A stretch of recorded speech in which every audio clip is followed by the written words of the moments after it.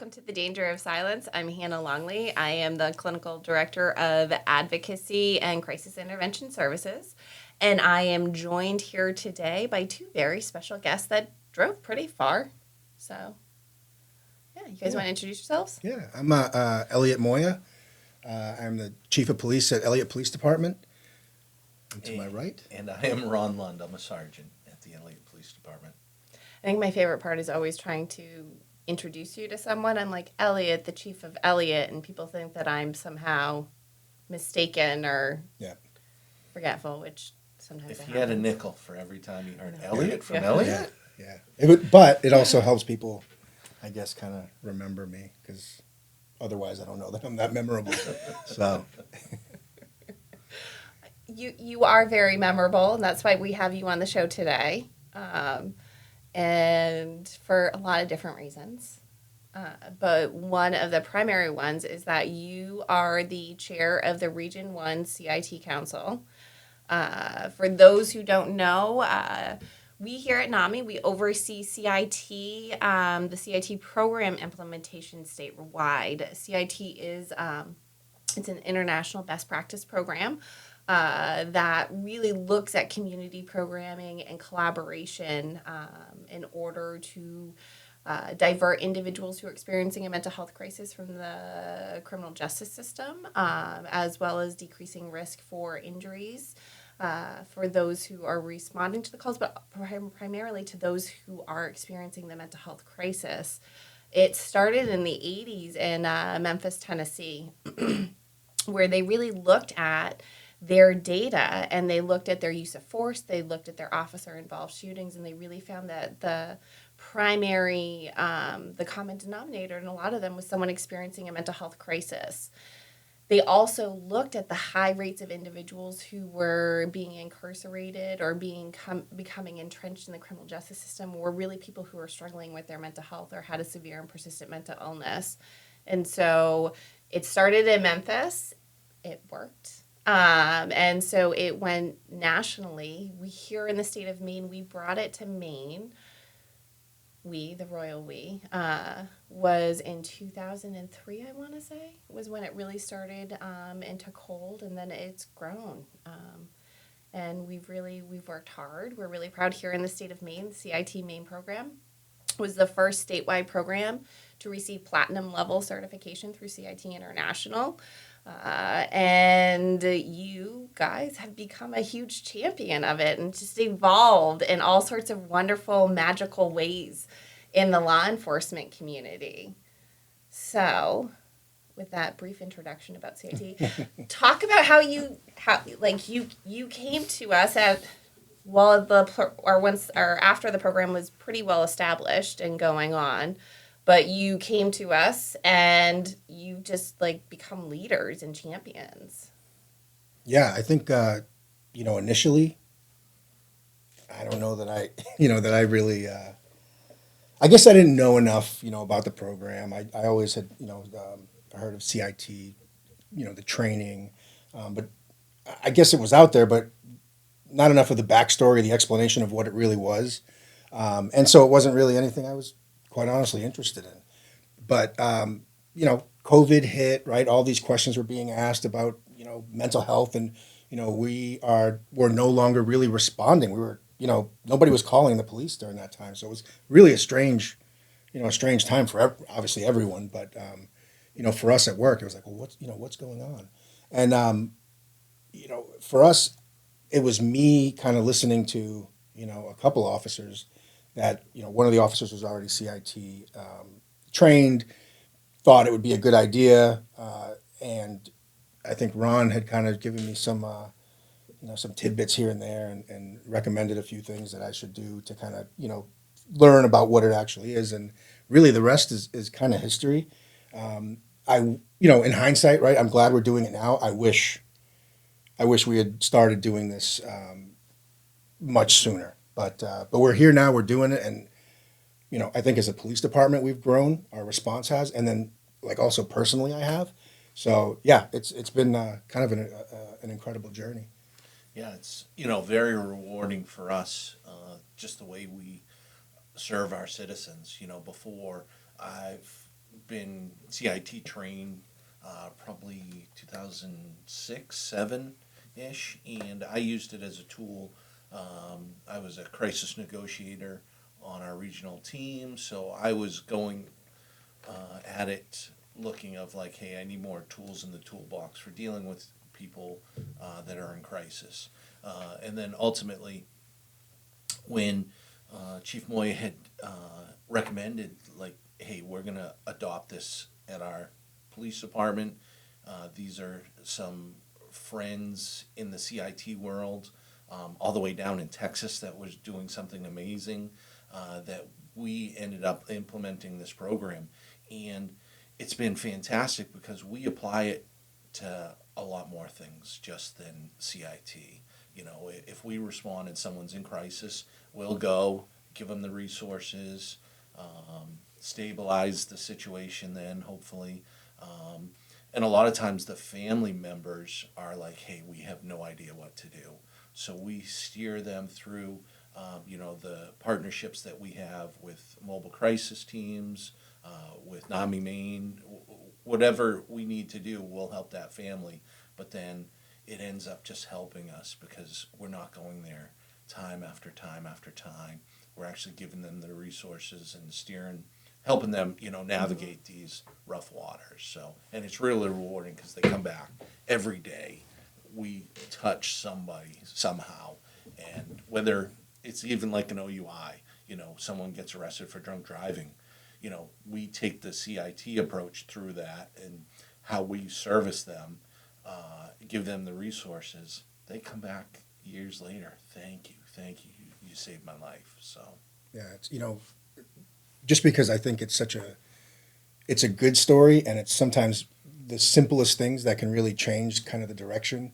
Uh, Ron had recommended I watch a documentary, right? And I was like, all right, I'll check this thing out. And I remember, like, I can recall exactly. I started it. Ernie and Joe, Crisis Cops.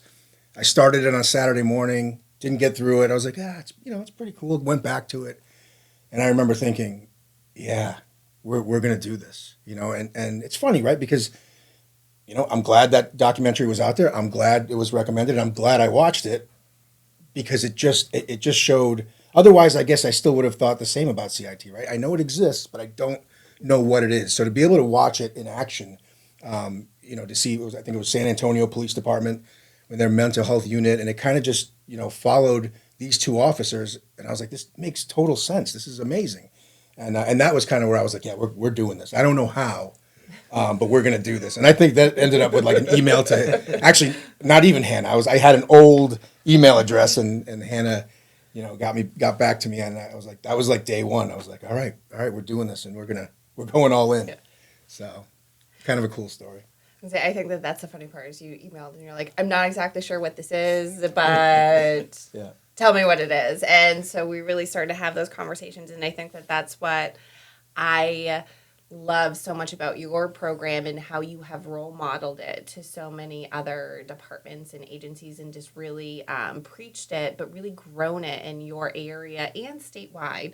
I give you guys we have small departments all over the state where I'm like, talk to Elliott PD. Like they really have embodied it as a community-based program. It's not just like, oh, someone is having a mental health crisis. How do we create a culture within your community of normalizing mental health conversations, of supporting individuals when they're struggling and having a difficult time, regardless of what the pinpointed like issue is. How do we just support someone, and how do we build up all of those different community resources and relationships and really use them to again support the entire community?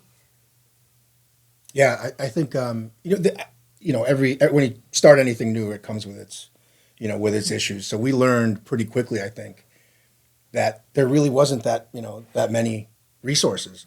But again, going back to thinking about, all right, how are we going to implement this? How are we going to do it? I think one of the hurdles that, especially small departments, is there's no budget. We don't have any money for this. How are we going to make this work? And for us, we just it was really people wanting to help. NAMI Maine, obviously, among others, that just jumped in. It cost us zero, except for maybe a little bit of overtime here and there, which was minimal, if that. So if you want to make it work, you'll make it work, you know?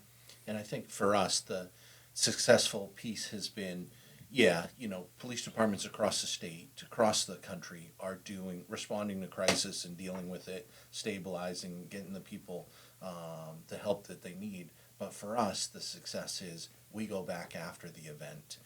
We go back, a couple days later, check in on the person, make sure that they're getting the resources, that the person is still hospitalized or wherever they're at.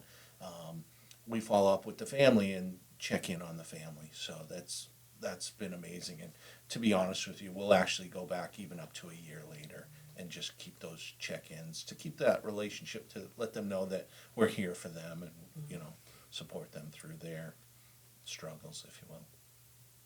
And it's, really what we look at is CIT works to divert individuals into lower levels of care, help to connect them to those resources, but really to start to build up those mental health resources also, which you guys have been big advocates for as well, and just saying we need more mental health resources. Like, how can we make these connections? How can we find ways to build these various systems?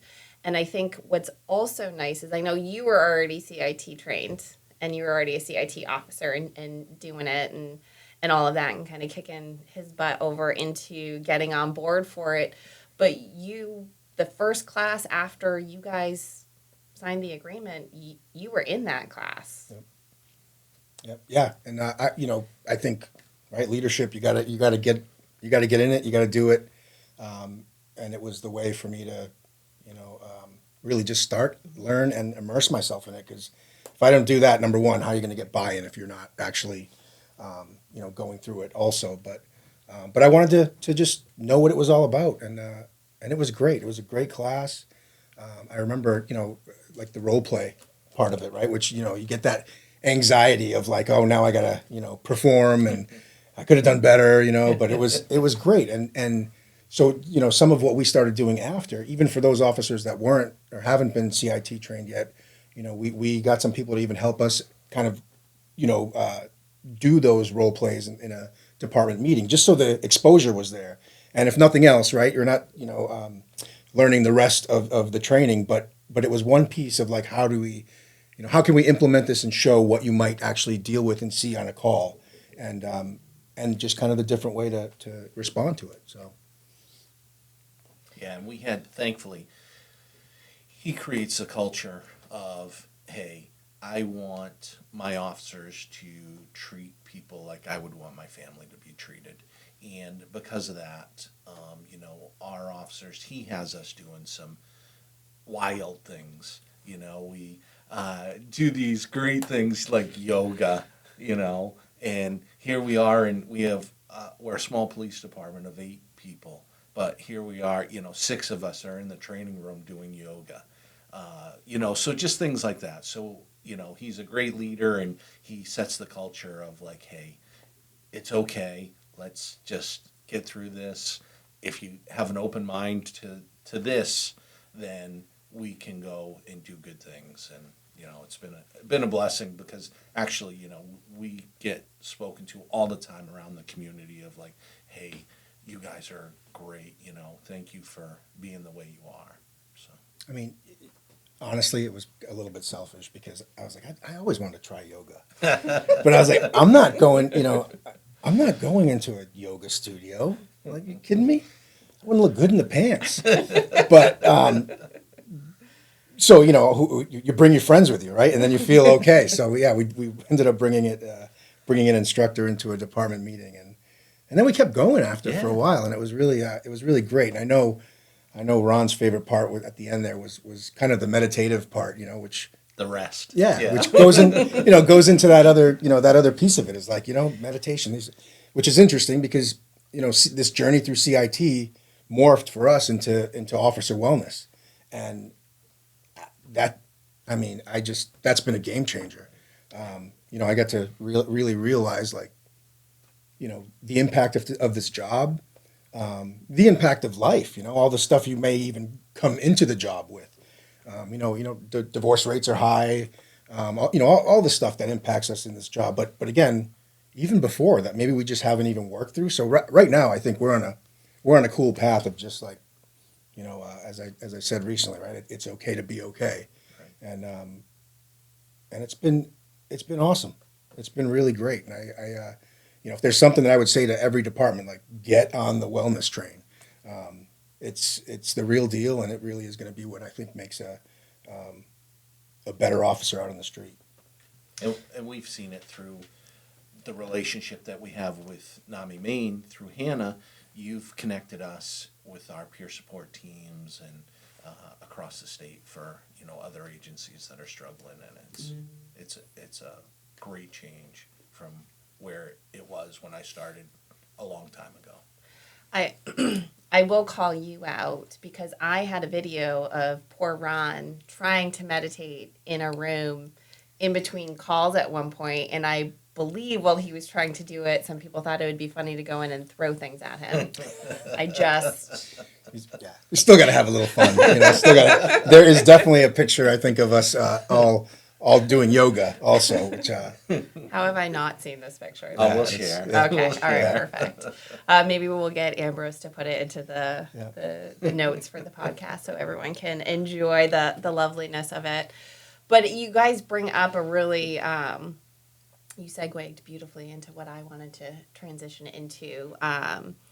In the fact that the danger of silence, the actual name of this podcast is really targeting the fact that high risk populations for mental health challenges, but particularly suicide, there is this wall of silence. We don't talk about, I think in the last one I did, we don't talk about Bruno, and going back to, you watched that a few times too, right? sure have, yeah. We have kids around the same age. But really like decreasing the isolation and the silence around it and really putting forward all of that. We know that first responders in general, but law enforcement is the highest risk population for suicide deaths. You guys have higher than the national or the general population average for anxiety, depression, substance use, divorce. Although that is improving, which is really nice. And really, when we look at the general population, is that most of us will experience, on average, 2 to 3 critical incidents throughout the course of our lifetime. That's the average person walking around on the street. You guys average about 166 to 168, I want to say is the statistic, critical incidents in the course of your career. And that's on top of the fact that you are human. You have stuff that you come into the profession with. You have lives outside of the job, all of that. And so that's pretty significant. And you guys really, I got to love you guys through our work in officer wellness and peer support. We ended up, to give context, the Congress has done a lot of work and a lot of research on retention for the profession, but also looking at the fact that you guys have higher rates of cardiovascular disease, you have higher rates of suicidality.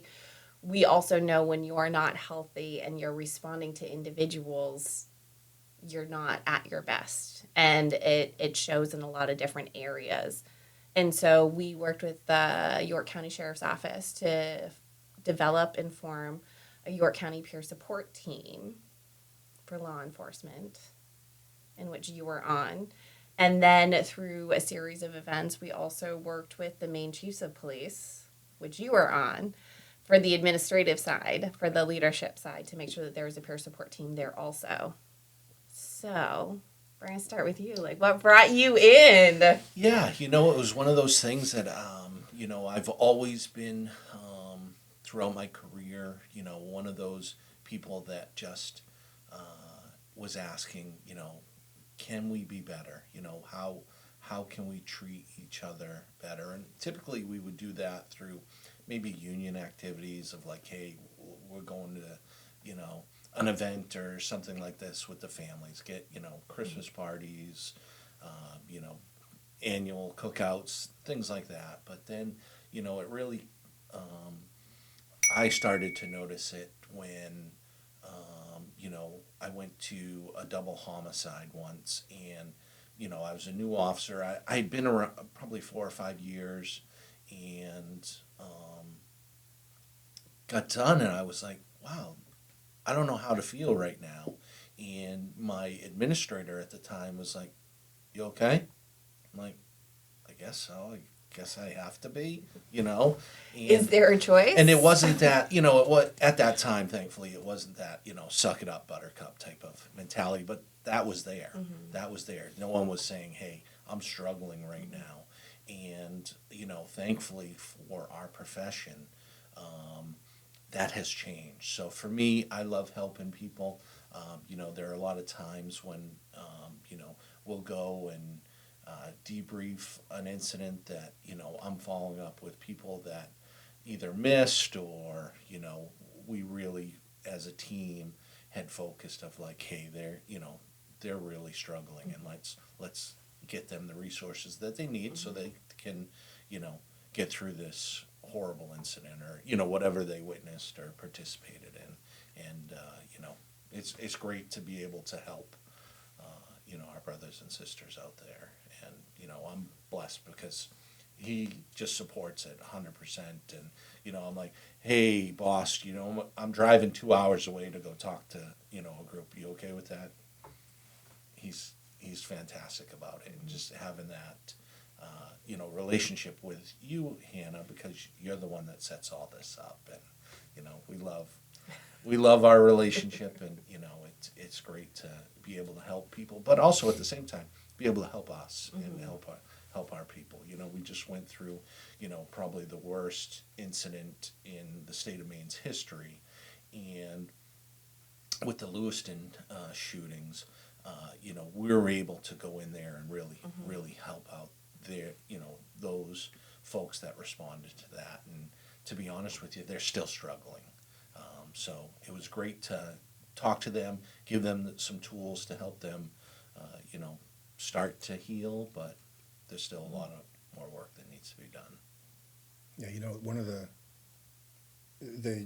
York County peer support team is a great and committed group, and I can I get to see it through Ron, but he is absolutely committed to it. And I've always heard if you're on a peer support team, sometimes you got to drop what you're doing. I mean, if you really if you're really into it and your heart and soul is into it, and I've seen that. So and I also kind of being newer, I think to the team and on the admin side, I think you just have to have that commitment, and there's probably something therapeutic about being there to help others, right? I feel like you learn something every time, whether it's just a coping mechanism, whatever it is, but just the fact that, I mean, he's a helper anyway and a hugger, as we Yes. know, right?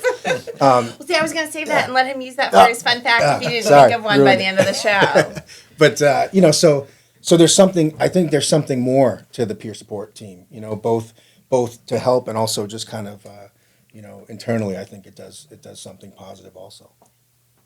Well, and we know, again, in the general population, we see that peer support is one of the most powerful and impactful mental health interventions that we can offer. I mean, SAMHSA has put out the Substance Abuse Mental Health Services Administration Agency. It's SAMHSA. But in their newest crisis model, best practice model that they're rolling out nationally, it has a peer support component to it because we do recognize how critical that is and how impactful it is and helpful. And for us too, we ended up, being able to accept that at our police department. We have a culture, because it starts at the top, of wellness. We have a team player, Officer Billy Dries, with us that's into cold water therapy. We're out dipping in, the ocean in the middle of January in 40-degree weather. We got to be nuts, right?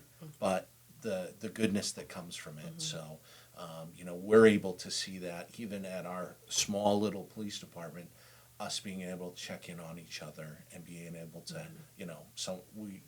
someone walks in, they're having a bad day, we can pick up on it right away and try and steer them, because we don't want them out there as administrators. We don't want them out there, making bad choices or, not giving the service that they should because, they're dealing with something in their personal life.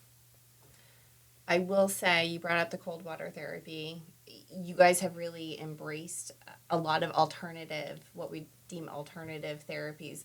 But it's so great because it allows everyone just to have their own mental health journey, because really it's every journey is unique and individualized. And so people just have lots of options and opportunities.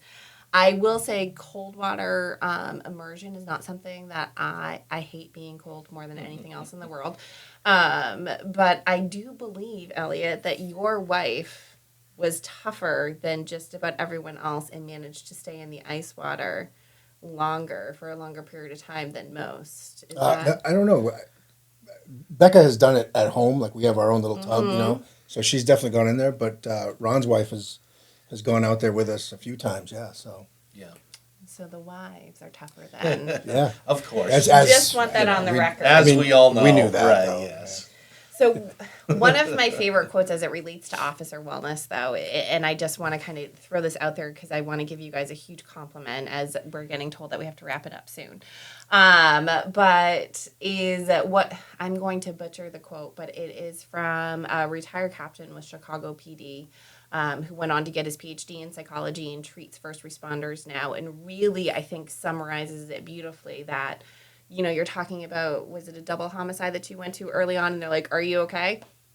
I guess so. I don't know how I'm supposed to feel, because in order to respond to other people's worst days, you need to turn off a lot of the normal emotions and reactions that we would anticipate from others. And so, because that leaves you vulnerable, it can interfere with you being able to do your job and to be able to go through, the process and the training that you need to do. And then it becomes difficult to turn it back on. And I think you guys have done a wonderful job really promoting a culture, not only in your community, of making sure that you're responding to the folks that you're serving and protecting, but also individually, and allowing for that empathy, compassion, and all of that to be able to be accepted. It's acceptable behavior and it's nurtured behavior, but it's also protected behavior. And so you guys have done a really great job just kind of, again, just developing that culture of allowing for it to have flow and to be able to be valued. Well, thank you for saying that. Yeah. But I mean, we've tried a lot of things. We've certainly, some things have worked, some things haven't. But like I always say, we're continuing to move forward. We're gonna, everybody's different in our department, every department, right? So if we keep hitting all these little different wellness things, we'll eventually get everybody. I think it's not cold water is not for everybody. So, but on sleep. How do we improve sleep? We've all gotten. The association bought us all wearables now, so we can kind of track our sleep, our exercise, stuff like that. And I mean, just little things like that, right? It's a good little start. He's gonna pat himself on the back a little bit too, because he was just saying the other day, we need to change, even continue to change, evolve. He's going to make sure that our field training officer program, actually there's a whole part of, in each phase of the process, the FTO is going to talk to the new recruit about wellness and actually, make specific time. So, I remember when I first got into this profession, it was like, hey, I'm training you. Don't talk to me unless I, tell you to talk to me. Don't touch the radio. Just sit in the car till I'm ready for you to evolve. And that's a horrible message, obviously. So, it's little things like that we are doing to, show our new officers that it's okay. Let's be okay, and we'll get through it together, and have that field training officer then be that mentor that they truly should be. That's awesome. All right, so as Devin is wrapping us up and giving us our fun facts, everyone who listens to the show, I think that we end with a fun fact for everyone who is on the show for this episode, and we discussed it a little bit ahead of time. Ron, I think ratted out for his already of being a good hugger. So we have some good ones that we know about you. But who wants to go first for their fun fact? Mine's easy, simple. I think he might have a few. So, my fun fact is, it's not uncommon for us to play a little music at the PD. I love music. It's something we obviously at home we make music a big thing. So I used to be a DJ. So if you can imagine, at a wedding, I'd be your guy. Be like, the next dance. So yeah, I loved it. I actually did it for a lot of police officers that were getting ready at a discounted price, and it was a lot of fun. But yeah, that was Interesting. Oh, okay. For me, not anything exciting like being a DJ at a wedding, but I'm a Cowboys fan in Patriot Nation. I'm a Cowboys fan, lifelong Cowboys fan. I think because in the early 70s when I was born, Devin is too. I love it. All right. I'm not very happy right now with our coaching staff, but that's a whole nother podcast that we could get into. So much, I have a 2-year-old French bulldog. His name is Cowboy. So, yeah, it's pretty dedicated, I guess. So, I won't, because Elliot is a huge Mets fan, and the enemy of our enemy is our friend, so that's how we accept him in Red Sox Nation. But, I, as a lifelong Red Sox fan, I cried when they won, for the first time since the curse of the babe was broken and all of that. So, I still remember that, you can be a fan of a team that loses for years and years and years and years and years. And we won't hold it against you. So what's your fun fact? now I'm kind of well, you guys didn't. I thought you were going to make a crack about my pants during COVID when we all first started working together. Many of us who were working from home made the mistake of wearing sweatpants instead of real pants frequently, which resulted in some of our regular pants not necessarily fitting great. But it used to be a constant check whenever I had meetings with all of them. They'd be like, Hannah, what are you wearing for pants today? So it's just become an ongoing joke to the point where we actually, they talked me into doing a webinar with Ernie from Ernie and Joe and Crisis Cop. So I feel like I really have to up my game to be able to have my conversation with this nationally known star. And I was getting constant bombardment of text messages asking what I was wearing for pants on Zoom. And it was very embarrassing. So that's my fun fact, I guess, is and we'll continue to ask every Zoom meeting. Every Zoom meeting, are you wearing real pants? I am today, thank you. So I guess that's my fun fact. So any final thoughts? Anything you want to leave and impart to our loyal viewers? Which Elliot apparently is one, which is super exciting. That's right, yeah. Yeah, no, first of all, thanks for having us. It was obviously worth the ride, and thank you for the partnership we have.